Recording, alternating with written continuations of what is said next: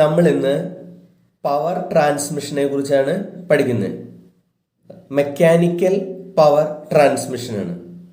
അതായത് മോട്ടർ ആണെങ്കിലും ജനറേറ്റർ ആണെങ്കിലും ഒരു പൊസിഷനിൽ അല്ലെങ്കിൽ ഒരു പെർട്ടിക്കുലർ പോയിന്റിൽ പവർ പ്രൊഡ്യൂസ് ചെയ്ത് കഴിഞ്ഞാൽ യൂസ് ആവേണ്ടത് ആ പ്ലേസിലായിരിക്കില്ല. മിക്കവാറും വേറൊരു ഡിസ്റ്റൻസിലേക്ക് നമുക്ക് പവർ ട്രാൻസ്മിറ്റ് ചെയ്യേണ്ട ആവശ്യമുണ്ട്.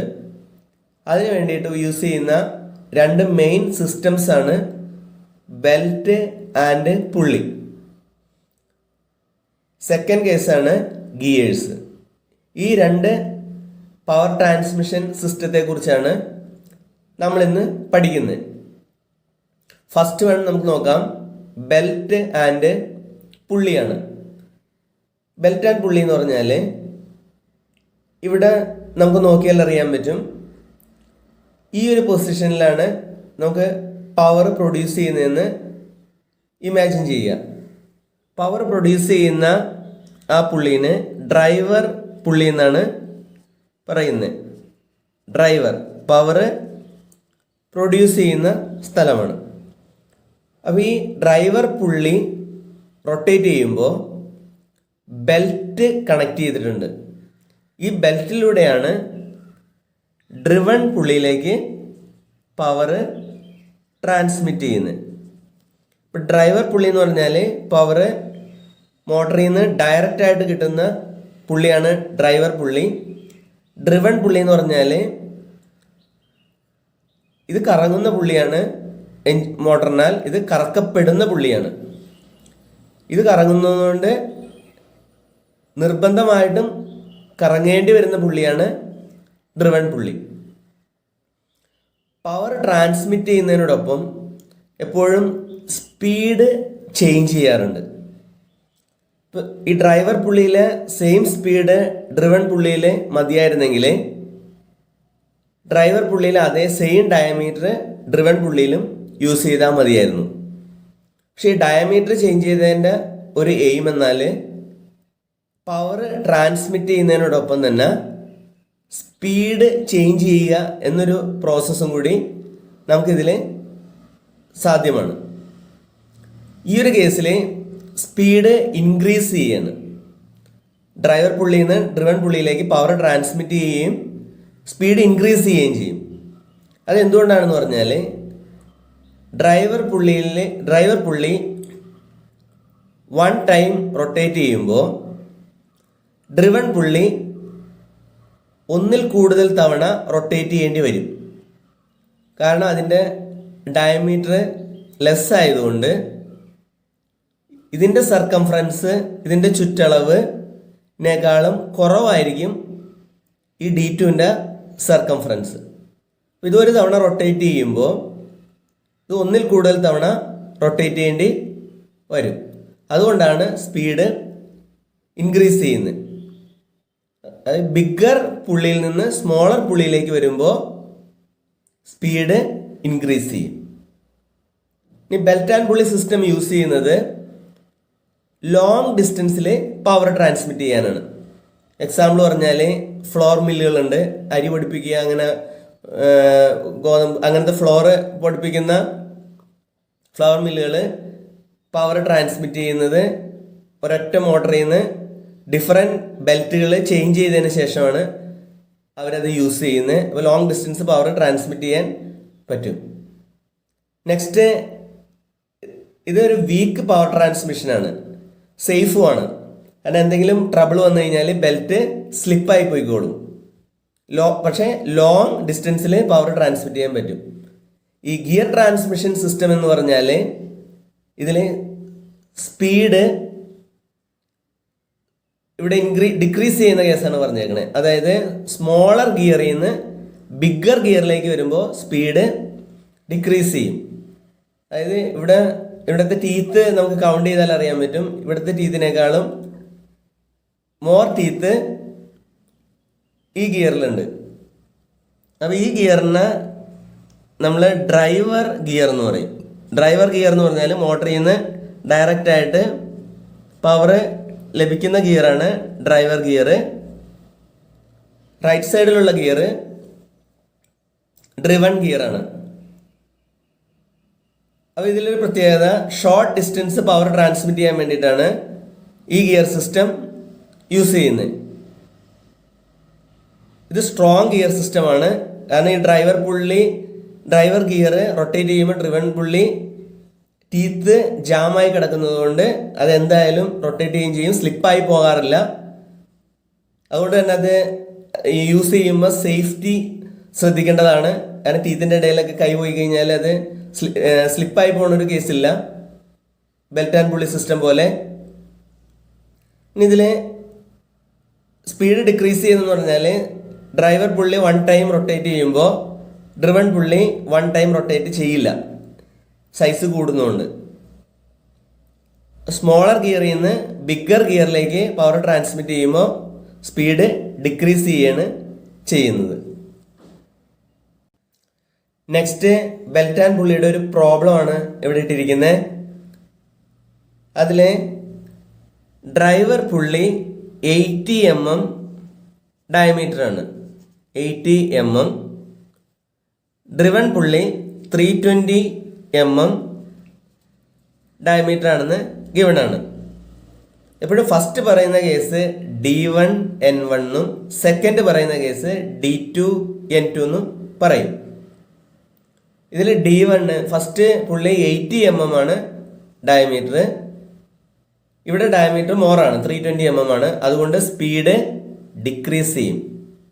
കാരണം ഡ്രൈവർ പുള്ളി മോട്ടറുമായിട്ട് കണക്ട് ചെയ്തിരിക്കുന്ന ആ പുള്ളി 1 ടൈം റൊട്ടേറ്റ് ചെയ്യുമ്പോൾ ഡ്രിവൺ പുള്ളി 1 ടൈം റൊട്ടേറ്റ് ചെയ്യാൻ പറ്റില്ല. ഇവിടെ മോർ റൊട്ടേഷൻ വരുമ്പോഴേ ഇവിടെ 1 റൊട്ടേഷൻ കംപ്ലീറ്റ് ചെയ്യുള്ളൂ, സൈസ് കൂടുതലായതുകൊണ്ട്. അപ്പോൾ അതുകൊണ്ട് സ്പീഡ് ഡിക്രീസ് ചെയ്യും. സ്പീഡ് ഡിക്രീസ് ചെയ്യുന്നത് എന്തിനാണെന്ന് വെച്ചാൽ, സ്പീഡ് ഡിക്രീസ് ചെയ്യുന്നതുകൊണ്ട് പവർ നമുക്ക് ടോർക്ക് കൂടുതൽ കിട്ടും. അതുകൊണ്ടാണ് വെഹിക്കിൾസ് ഒക്കെ സ്റ്റാർട്ട് ചെയ്യുന്ന സമയത്ത് സ്പീഡ് കുറഞ്ഞ ഫസ്റ്റ് ഗിയർ ഇടുന്നത്. സ്പീഡ് കുറയുമ്പോൾ ഓട്ടോമാറ്റിക്കായിട്ട് പവർ കൂടുതൽ ജനറേറ്റ് ചെയ്യും. അതുകൊണ്ടാണ് സ്റ്റാർട്ടിങ് സ്റ്റേജിൽ അല്ലെങ്കിൽ പവർ കൂടുതൽ ആവശ്യമുള്ള കേസുകളിൽ സ്പീഡ് ഡിക്രീസ് ചെയ്യിപ്പിക്കുന്നത്. ഇനി ഇവിടെ സ്പീഡ് അറിയാം. N1 1200 RPM ആണ്, ഗിവൺ ആണ്. N2ന്റെ സ്പീഡ് ഫൈൻഡ് ചെയ്യാൻ പറഞ്ഞിരിക്കുകയാണ്. നമുക്കറിയാം സ്പീഡ് ഡിക്രീസ് ചെയ്യാണ് ചെയ്യുന്നത്. അപ്പോൾ ഇതിന് ഫോർമുലയുണ്ട്, N1/N2 = D2/D1. നമുക്ക് സബ്സ്റ്റിറ്റ്യൂട്ട് ചെയ്യാം. എന്തായാലും ആൻസർ ലെസ് ആയിരിക്കും, 1200 RPM ലെസ് ആയിരിക്കും കിട്ടുന്നത്. N1 ഗിവൺ ആണ് 1200 divided by N2, that is equal to D2 320 ആണ് ഡിവൈഡഡ് ബൈ D1. ഫോർമുലയിൽ ഇവിടെ N1/N2 = D1/D2 അല്ല, D2/D1 ആണ്. അത് മാറിപ്പോകരുത്. കാരണം സ്മോളർ ഗിയറിൽ ബിഗ്ഗർ സ്പീഡ് ആയതുകൊണ്ടാണ് ഫോർമുല ഇവിടെ റിവേഴ്സായി വന്നത്. സ്മോളർ പുള്ളിയിൽ ബിഗ്ഗർ സ്പീഡ്, അത് ഇമ്പോർട്ടൻ്റ് ആണ്. അതുകൊണ്ടാണ് ഇവിടെ ഫോർമുലകൾ റിവേഴ്സായിട്ട് എപ്പോഴും വരുന്നത്. ഈ 1200/N2 D1 ഇവിടെ ഗിവൺ ആണ്, 80 ആണ്. ദാറ്റ് ഈസ് ഈക്വൽ ടു ഇവിടെ 4 വരും. നമുക്കിവിടെ ക്രോസ് മൾട്ടിപ്ലൈ ചെയ്യണം. ഇവിടെ ഡിവിഷൻ ആണ്, അപ്പോൾ ഇങ്ങോട്ട് വരുമ്പോൾ മൾട്ടിപ്ലിക്കേഷൻ ആവും. 1200 = 4N2. 4 ഇവിടെ മൾട്ടിപ്ലൈ ചെയ്തേക്കാണ്. അപ്പോൾ N2 ഫൈൻഡ് ചെയ്യാൻ വേണ്ടിയിട്ട് N2 = 1200 divided by 4. That N2 = 300 RPM വരും. അതായത് ഈ 1200 RPM 300 RPM ആയിട്ട് ഡ്രിവൺ ഗിയറിൽ ബിഗ്ഗർ ഗിയറിലേക്ക് വരുമ്പോഴേക്കും ലെസ് ആവും. നെക്സ്റ്റ് ഗിയർ പവർ ട്രാൻസ്മിഷനിലെ ഒരു പ്രോബ്ലമാണ്. സ്മോളർ ഡ്രൈവർ ഗിയറിൽ നിന്ന്, ഇത് ഡ്രൈവർ ഗിയറാണ്. ഇത് ഡ്രിവൺ ഗിയറാണ്. സ്മോളർ ഡ്രൈവർ ഗിയറിൽ നിന്ന് ബിഗ്ഗർ ഡ്രിവൺ ഗിയറിലേക്ക് പവർ ട്രാൻസ്മിറ്റ് ചെയ്യുമ്പോൾ സ്പീഡ് എന്തായിരിക്കും എന്നാണ് ക്വസ്റ്റ്യൻ. നമുക്കറിയാം സ്മോളറിൽ നിന്ന് ബിഗ്ഗറിലേക്ക് വരുമ്പോൾ സ്പീഡ് ഡിക്രീസ് ചെയ്യും. അങ്ങനെ ഈ 140 ഇങ്ങോട്ട് വരുമ്പോൾ 140 RPM ഉണ്ടാവില്ല, അതിനേക്കാളും ലെസ് ആയിരിക്കും. കാരണം Z2 by Z1 N1 നമുക്ക് ഗിവൺ ആണ് 140 ഡിവൈഡഡ് ബൈ N2 അറിയില്ല, N2 ആണ് നമുക്ക് ഫൈൻഡ് ചെയ്യേണ്ടത്. That is equal to Z2 72 ആണ്, 72 by 36. നമുക്ക് ക്രോസ് മൾട്ടിപ്ലൈ ചെയ്യാം. അതിന് മുമ്പ് ഇവിടെ വാല്യൂ ഫൈൻഡ് ചെയ്യാം. 140 divided by N2 equal 72 by 36 എന്ന് പറഞ്ഞാൽ 2 ആണ്. നമുക്ക് അടുത്ത നെക്സ്റ്റ് സ്റ്റെപ്പിൽ N2 അങ്ങോട്ട് മൾട്ടിപ്ലൈ ചെയ്യാം. കാരണം ഫൈൻഡ് ചെയ്യേണ്ടത് എപ്പോഴും ന്യൂമറേറ്ററിൽ വരേണ്ട ആവശ്യമുണ്ട്. 140 ഈക്വൽ ടു 2 N2. നെക്സ്റ്റ് സ്റ്റെപ്പിൽ 2 യൂസ് ചെയ്ത് ഡിവൈഡ് ചെയ്യാം. That is equal to 140 by 2 ആണ്. അപ്പോൾ N2 ഈക്വൽ ടു 70 RPM വരും. അതായത് നമുക്കറിയാം സ്മോളർ ഗിയറിൽ 140 RPM സ്പീഡ് ഉണ്ടായിരുന്നു. ബിഗ്ഗർ ഗിയറിലേക്ക് വരുമ്പോൾ സ്പീഡ് റെഡ്യൂസ് ചെയ്ത് 70 RPM ആയിട്ട് ചേഞ്ച് ആയി. നെക്സ്റ്റ് ഗിയർ പവർ ട്രാൻസ്മിഷൻ്റെ വേറെ പ്രോബ്ലമാണ്. അതായത് ഡ്രൈവർ ഗിയർ ബിഗ്ഗറാണ്. ഇത് ഡ്രൈവർ ഗിയറാണ്, മോട്ടറിൽ നിന്ന് ഡയറക്റ്റായിട്ട് കണക്ഷൻ കിട്ടുന്ന ഗിയറാണ്. ഈ ഗിയർ ഡ്രിവൺ ഗിയറാണ്, കറക്കപ്പെടുന്ന ഗിയറാണ്. നമുക്കറിയാം ഡ്രൈവർ ഗിയർ ബിഗ്ഗറാണ്, ഡ്രിവൺ ഗിയർ സ്മോളറാണ്. അപ്പോൾ അതുകൊണ്ട് സ്പീഡ് ഇൻക്രീസ് ചെയ്യും. കാരണം ഡ്രൈവർ ഗിയർ 1 ടൈം റൊട്ടേറ്റ് ചെയ്യുമ്പോൾ ഇത് മോർ ദാൻ 1 ടൈം റൊട്ടേറ്റ് ചെയ്യും. അതിവിടെ തന്നിട്ടുണ്ട്. N1 എന്ന് പറഞ്ഞാൽ 180 RPM ആണ് ബിഗ്ഗർ ഗിയറിൽ. സ്മോളർ ഗിയറിൽ സ്പീഡ് മോറാണ്, 720 RPM ആണെന്ന് ഗിവൺ ആണ്.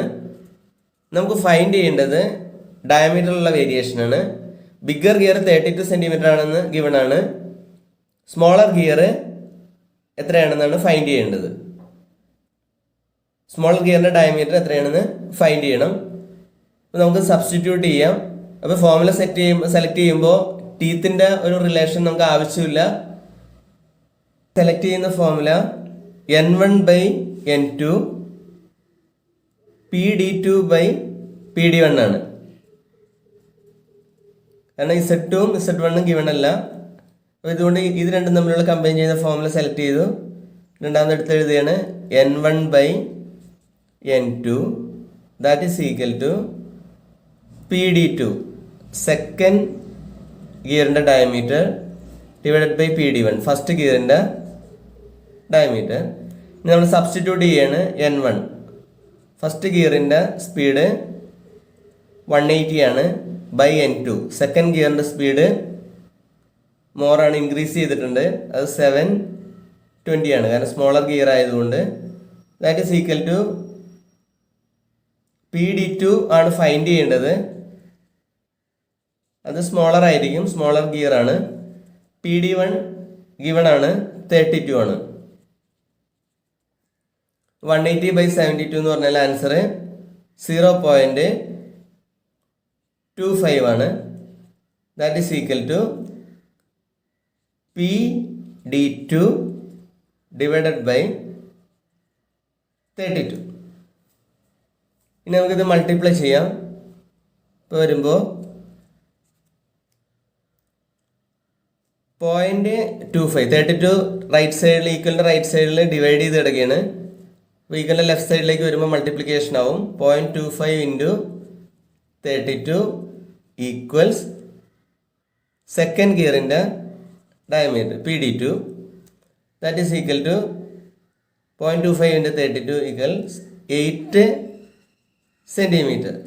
സെക്കൻഡ് ഗിയറിൻ്റെ ഡയമീറ്റർ 8 സെൻറ്റിമീറ്റർ ആണ്. റെഡ്യൂസ് ചെയ്തുകൊണ്ടാണ് ഇവിടെ 180 സ്പീഡ് 720 ആയിട്ട് ചേഞ്ച് ആയത്.